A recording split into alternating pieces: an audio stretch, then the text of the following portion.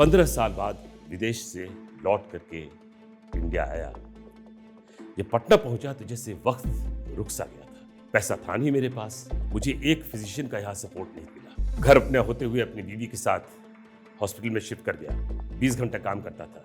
कुछ लोगों ने मेरे कहा कि आप फलाने से जाके मिलें, जरूर जरूर कुछ ना कुछ मदद मिल जाएगी। वो मुझे ऐसे देखे कहे कि हार्ट सर्जरी, वो भी बिहार ऐसी जगह में, कितना पैसा है तुम्हारे पास? उन्होंने मेरी तरफ बड़ी तुच्छ नजर से देखा। उन्होंने कहा कि कार्डियक हॉस्पिटल आप भिखारी के तौर पर नहीं स्टार्ट कर सकते।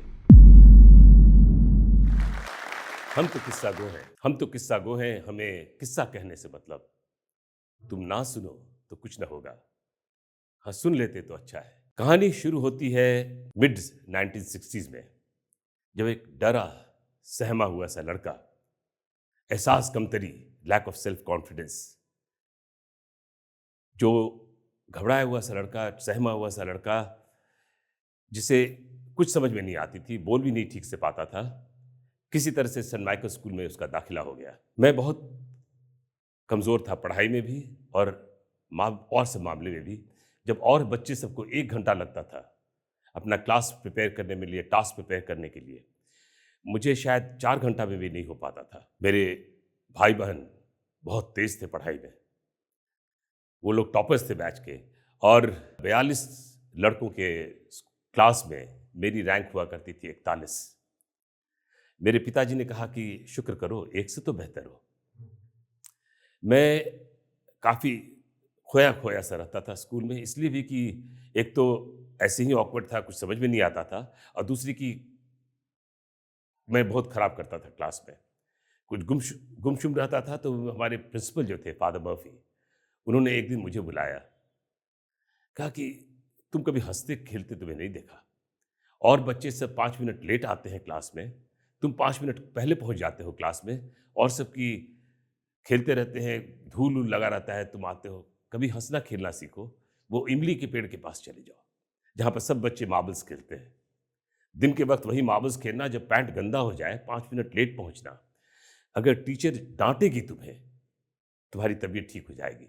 मैंने मुश्किल से उनकी बात तो मान ली, और मेरी जिंदगी में उसी दिन से खुशगवार हो गई। मेरा रैंक अगले साल 28वां था, 41 से बढ़कर के 28वां हो गया था। यह हिम्मत आ गई उसी दौरान, क्रिश्चियन बर्नार्ड, बहुत बड़े हार्ट सर्जन जिन्होंने पहला हार्ट ट्रांसप्लांट किया था, मैंने उनकी खबर पढ़ी और मुझ में ये हिम्मत आ गई थी कि मैं भी हार्ट सर्जन बनूं। मेरे पिताजी बहुत ही ईमानदार ऑफिसर थे, चीफ इंजीनियर थे, लेकिन घर में गाड़ी नहीं थी। 15 नंबर गुमटी गर्दनी बाग से हम लोग बस लेकर के साइंस कॉलेज जाया करते थे। दोस्त लोग से सिगरेट पीने की आदत सी लग गई थी उस वक्त। दोस्त लोग सिगरेट पिला दिया करते थे, पी लिया था, लेकिन हर वक्त बड़ा बुरा लगता था कि हर वक्त दोस्तों से मांग रहा हूँ सिगरेट।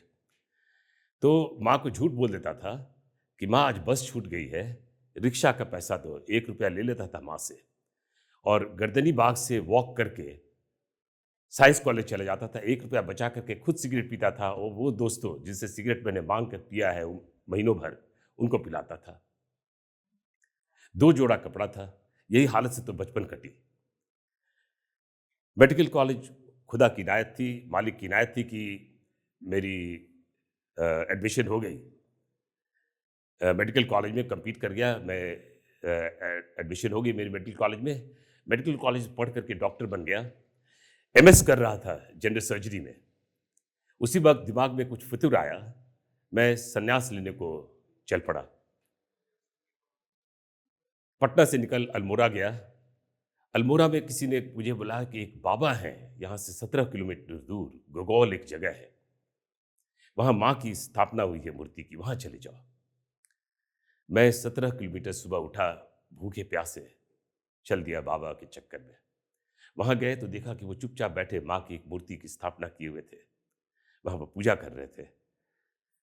मैं एक खाट लगी हुई थी, उस खाट पर बैठ गया और पता नहीं कब सो गया, मुझे पता नहीं। जब उठा तो देखा कि वो वहीं खड़े, वहीं मेरे बगल में बैठे थे। कहे कि तुम खाना खाओगे या सोओगे? और मैं कहा खा सकता हूँ। एक वो चावल बना रहे थे, उन्होंने चावल मुझे दी, बहुत बेदस्त, बहुत स्वादिष्ट थी, शायद भूख लगी थी इसलिए। उस ज़माने में मोबाइल फ़ोन नहीं हुआ करता था। घबरा करके मैंने माँ को फ़ोन किया इस बात का। उन्होंने मुझसे यही कहा कि तुम यहाँ क्या कर रहे हो? तुम्हारा ये समय नहीं है अभी। तुम चले जाओ। तुम्हें अभी बहुत कुछ करना है समाज के लिए। मैं कुछ घबरा सा गया था, यंग था उस वक़्त, मूंछ-दाढ़ी भी नहीं निकली थी मेरी। मैं माँ को फ़ोन किया, माँ कहीं कि चले आओ। मैं चला गया घर। गया, अपनी तालीम पूरी की, मैं विदेश चला गया। 15 साल बाद विदेश से लौट कर के इंडिया आया। जब पटना पहुँचा तो जैसे वक़्त रुक सा गया था। आया मैं और मैंने हार्ट सर्जरी की स्थापना की। मैंने पहला बिहार का हार्ट सर्जरी सेंटर स्टार्ट किया। मैंने पहला बाईपास सर्जरी किया, पहला ओपन हार्ट सर्जरी किया, पहला आईसीयू वेंटिलेटर सब मैंने ही स्थापित किया। लेकिन ये रास्ता बड़ा मुश्किल का था। पैसा था नहीं मेरे पास।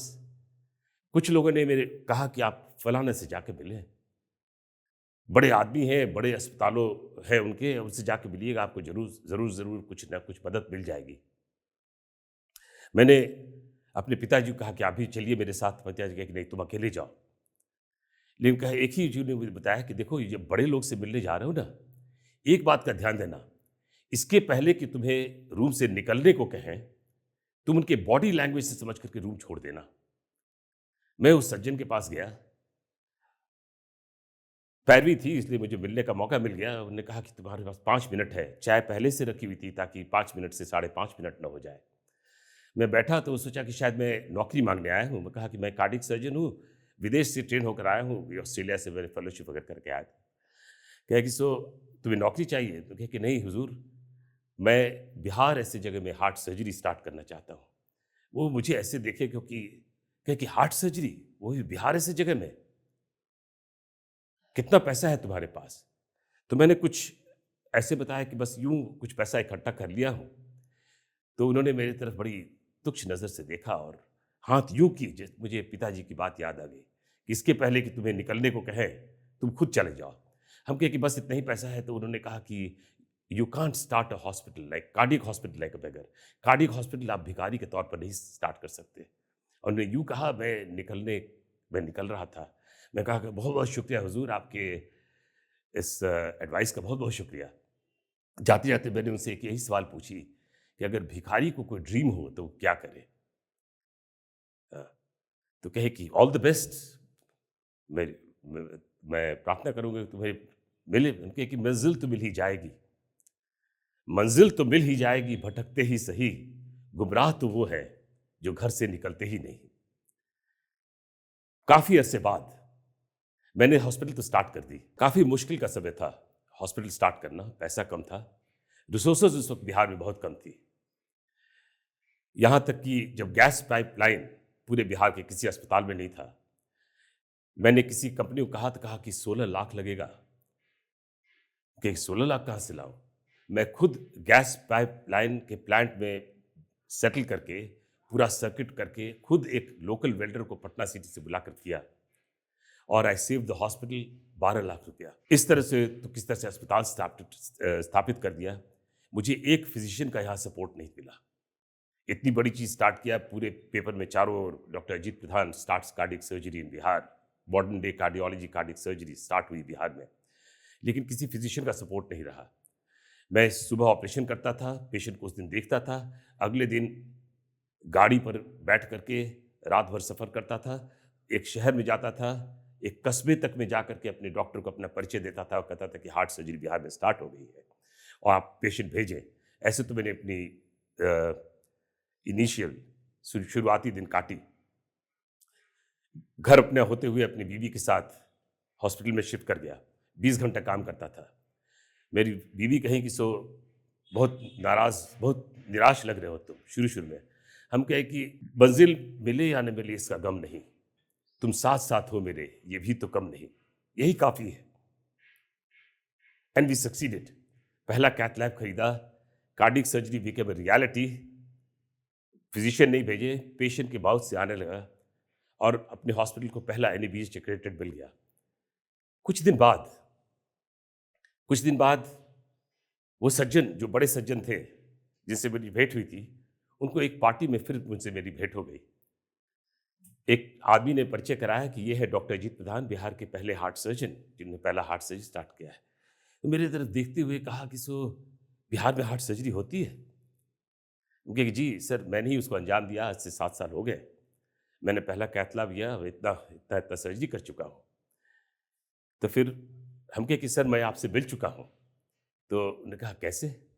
क्योंकि आपको नहीं ये बात याद होगा, आप तो हमारे ऐसे लोगों से अक्सर मिलते चलते हैं, लेकिन हमारे ऐसे लोग, आपके ऐसे लोग से मिलते हैं तो डायरी में, ज़हन में, रूह में, सब जगह, दिल में ये दर्ज हो जाता है कि मैं ऐसे-ऐसे इंसान से मिला हूँ, ये मेरे लिए ज़िंदगी की बहुत अहम दिन थी। तो मैंने उनको याद दिलाया कि सर आपसे मैं मिला था मंज़िल। तो उन्होंने कहा ओह! मंज़िल, मंज़िल वाले इंसान हो तुम और मंज़िल मिली तुम्हें? हम कहे कि मंज़िल तो मिल गई, मंज़िल दामने मिली मगर इतना मलाल था, जिस रास्ते से गुज़रा था, वो सोचा ना था। इस द प्रोसेस मेरी एकमात्र गाड़ी थी उसको भी बेच दिया और इस तरह से सफ़र करते आया, मैंने इसको अंजाम तो दे दिया। तो फिर उन्होंने कहा कि सो पटना बिहार ऐसी जगह में क्या कर रहे हो? आ जाओ मेरे साथ, इस अस्पताल में, यहाँ काम करो। हम कहे सर आप तो लगता है उर्दू से वाकिफ़ हैं। मैं आपको एक और शेर सुनाता हूँ। कहे कि बिहार उस समय किडनैपिंग चलती थी, ये चलता था। कहे कि आप उस सब से वाकिफ़ हैं, मैं आपको एक और शेर सुनाता हूँ। वही जंगल, वही बिजली, वही सयाद का खौफ। वही जंगल, मैं माना बिहार जंगल है। वही जंगल, वही बिजली, बिजली ऊपर लाइटनिंग आ रहा है, जो भी यहाँ पे प्रॉब्लम। वही जंगल, वही बिजली, वही सयाद का खौफ। दुनिया बदल गई तासीर नशेमा। मेरी एक घोंसला हो गया ना, एक झोपड़ी हो गई, वही काफ़ी है मेरे लिए। ये तो एक हुई जिसको मैंने अंजाम दिया। दूसरा एक चीज़ मैं ज़िक्र करना चाहूँगा, संगीत वगैरह से बहुत लगाव है। जब मैं लौट कर आया बिहार तो मैं देखा कि एक वक़्त बिहार जो था, वो संगीत का गढ़ हुआ करता था।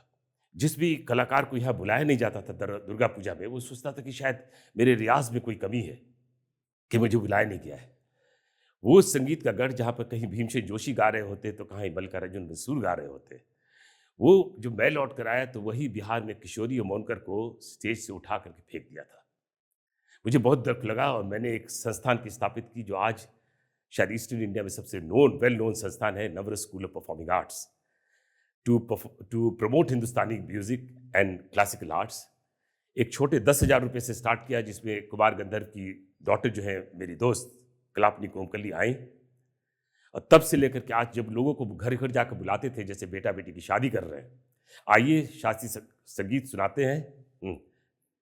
और चाय भी पिलाते थे, शास्त्रीय संगीत भी सुनाते थे और लोग को धन्यवाद कह करके विदा भी कर देते थे। और अभी 100 से ऊपर हिंदुस्तानी म्यूजिकल कॉन्सर्ट्स का कराया। पटना लिटरेचर फेस्टिवल भी मैंने स्टार्ट किया, फर्स्ट सेकंड थर्ड, और देश का पहला फेस्टिवल ऑफ लिटरेचर और म्यूजिक। मैं जितनी भी नौजवान हूँ सबको मैं कहूँगा कि अपनी मंजिल खुद खोजें। ना, मुझसे किसी ने कहा था कि इस रास्ते पे जा रहे हो जिसकी कोई मंजिल ही नहीं, तो मैंने कहा कि मैंने कसम खा ली है इस पर सफर करने की। तो आप दूसरे के कहने पर नहीं जाओ, तुम ये देखो कि व्हाट तुमको अपने इस समाज को, अपने अपने देश को, या अपने घर को, या अपने राज्य को, अपने शहर को, कुछ न कुछ सबको तो वापस करना ज़रूरी है। और वो करके अपॉर्चुनिटीज़ बहुत है, मेहनत काम करोगे, अपॉर्चुनिटीज़ की कोई कमी नहीं है। मेहनत ज़रूरी है, दिल से काम करोगे, पूरे दिल से, ज़रूर सब चीज़ मिलेगा। तोरा सबके अगर ऐसा लग रहा हो कि जोश टॉक्स बिहार जमीनी स्तर के कहानी, किस्सा और लोग सबके जीवन यात्रा अगर दिखा रहा है तो एकरा सब्सक्राइब करूँ, लाइक करूँ, आ वीडियो शेयर करते रहूँ।